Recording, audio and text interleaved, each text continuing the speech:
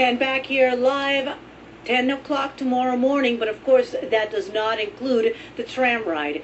No cause has been determined, but ironically, or eerily enough, it's a better word, this fire started very close to the one in the 1990s, and that one was arson. But again, this one's still under investigation. Live at Universal City, I'm Christina Gonzalez, back to you in the studio, guys. Our race through Universal Studios is finally extinguished. I'm Tony Ginyard. Now the investigation begins, the latest tonight in a live report. And Hillary Clinton gets a... This is the Channel 4 News at 11.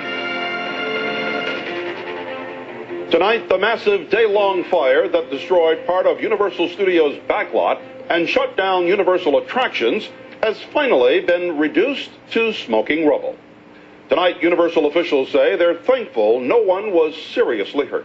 The blaze destroyed some familiar movie sets and wiped out thousands of videos, but Universal officials say everything that was destroyed can either be replaced or rebuilt. Channel 4's Tony Ginyard is overlooking Universal Studios with the latest on a fire that burned for more than 14 hours. Tony. Yeah, and Universal officials also released a statement saying that arson was not involved, but we are not yet hearing that from fire department officials.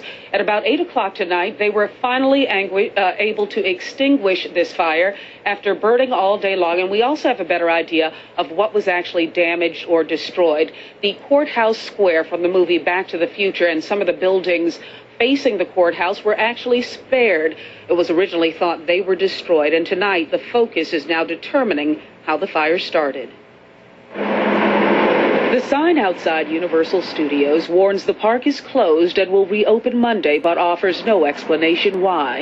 It seems obvious. A fire that raced through the back lot, burning for hours. Now investigators are faced with finding out how it happened. They go through everything, who was on the lot, time they were on the lots, companies, if there were any construction companies, production companies on the lot.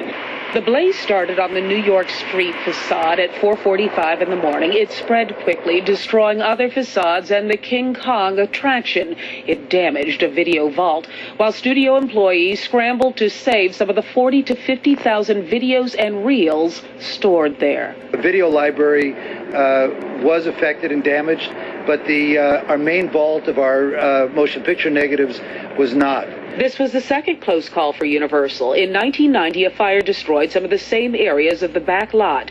Facades were re-engineered to build in fire protections. Still, there was a problem with low water pressure when firefighters arrived.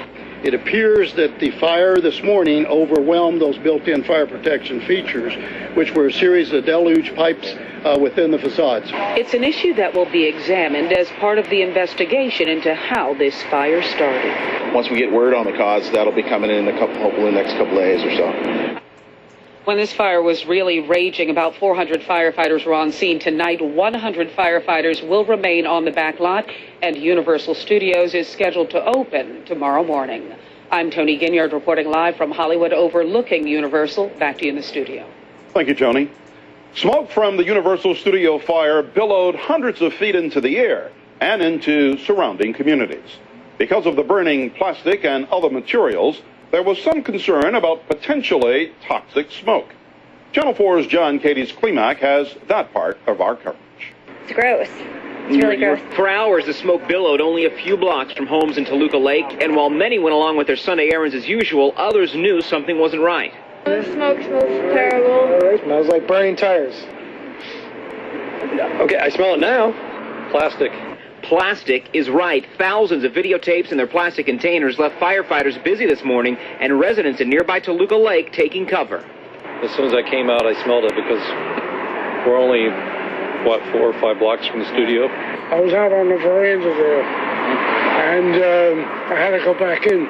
The South Coast Air Quality Management District says that this air that's filtering in at Toluca Lake won't necessarily cause problems for a lot of people, but we did talk to one doctor that said that it most definitely will for some.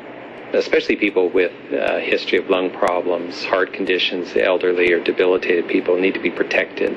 Dr. Stephen Jones from Northridge Hospital Medical Center says the best bet for those who can see or smell the smoke is to stay inside, shutting windows and doors.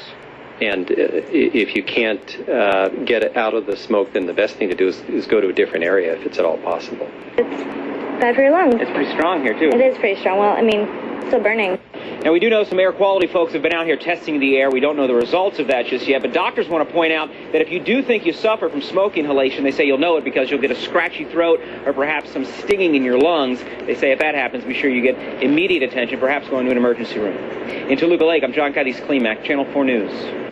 Universal Studios and City Walk are scheduled to reopen at 10 o'clock tomorrow morning. The theme park remained closed all day today. Park officials had planned to reopen the park and City Walk, but they never got the go-ahead from the LA County Fire Department. I'm really disappointed because I really wanted to go on a lot of rides, but since we might not be able to get in today, well, I figure that maybe our day's ruined. The Gibson Amphitheater in the adjacent Universal City Walk area was not affected. That's where the MTV Movie Awards went on as planned. About 25,000 people visit Universal Studios on a typical weekend day. Some breaking news to tell you about tonight. Here in Southern California, we've just learned that 2 earthquakes shook part of San Bernardino and Imperial counties. According to the USGS, the first earthquake... It looked like something out of a movie today, and in a way, it was. Hollywood history burned to the ground, but it will rise from the ashes again with new sets that'll be used over and over again. I mean, it's still like a mushroom cloud over there. It's nuts. Only a couple hundred yards from devastation, there was celebration at the MTV Movie Awards, held on the Universal lot at the Gibson Amphitheater.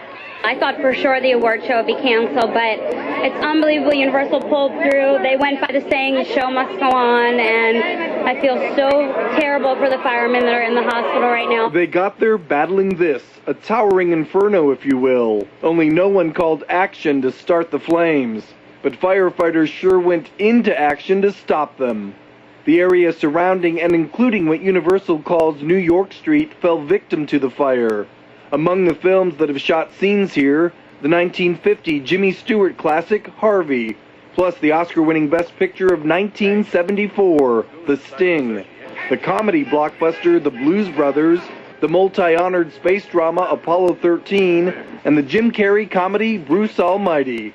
The television show Ghost Whisperer now uses what used to be the Back to the Future Courthouse Square for its show, and while the courthouse still stands, all of the buildings to the right of it, behind the statue here, those have been completely demolished by the flames. They are completely gone. We're just now recovering from the writer's strike, and we're hoping, at least I'm hoping, that this doesn't lay us off any more than, the strike did, because we all need to work, we all need paychecks. And they'll continue to get them. Production for Season 4 will get underway as scheduled June 11th, with producers working around the damages. By the way, Desperate Housewives Wisteria Lane, which is also on the Universal lot, was not affected.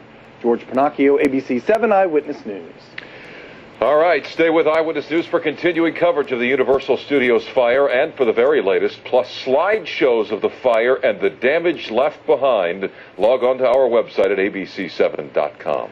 A pair of small earthquake... The 8 sets that are used on the CBS TV series Ghost Whisperer and the Cyclone Attraction. And we want to remind you to stay with CBS 2 for continuing coverage of the Universal Studios fire. We'll have the very latest for you live from the scene tomorrow morning on CBS 2 News at 5 and 6 a.m. You can also track it all on our website, cbs2.com, where we are always on. In other news tonight,